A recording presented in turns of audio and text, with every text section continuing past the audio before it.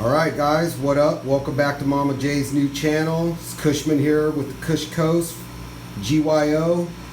I want to talk to you guys about meters today. So I've been getting a lot of DMs and a lot of questions about why I use these TDS meters.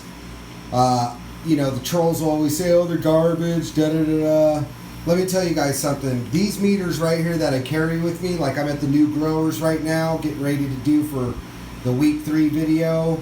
And I bring these with me everywhere I go, to all the big grows, little grows.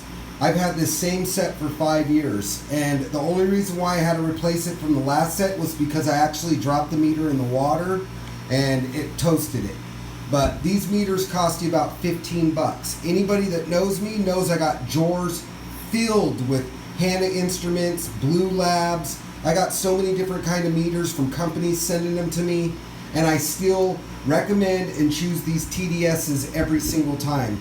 Like I said, the durability would be the first reason, because their longevity is just so long with these things, and they're tough. They're made out of a hard plastic.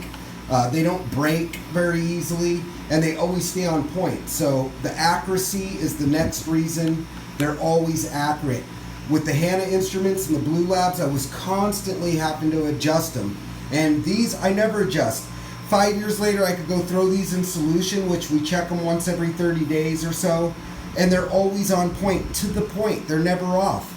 And then the cost, that would be the last reason.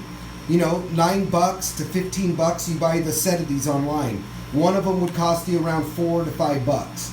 But these are the best meters for dealing with your water reservoir, hands down.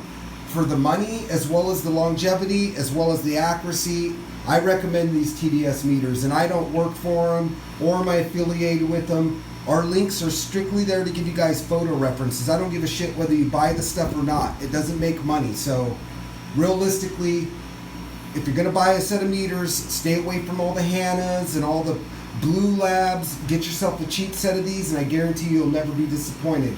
Because remember, it's not about how much you spend, it's about how much you make. And you don't want to spend $1 million to make $1 million. So keep it cheap. Alright guys, we're out of here. Got work to do here at the new grower, so be sure to smash that like and subscribe button, and I'll catch you guys on the next one. Later.